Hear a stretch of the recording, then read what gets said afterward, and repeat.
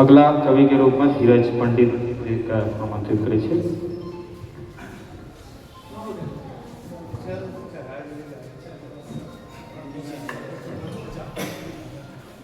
एक मुखड़ा और एक अंतरा से यहाँ पर हम उपस्थित किए। देखिए कि लह लह लहरे लह लह लहरे लहरे वाली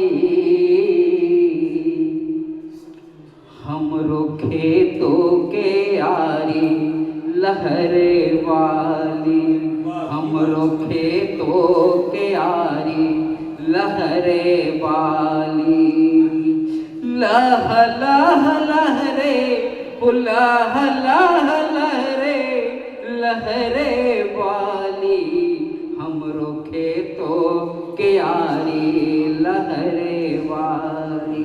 और देखिए कि माघ महीना में घिएलो रंग सारी माघ महीना में घिएलो रंग सारी सुंदर सुंदर सजैलो धारी दूरों से झलके ओ दूरों से झलके छे जगरो किनारी लहरे वाली हमरो खेतों के आरी लहरे वाली हमरो खेतों के आरी।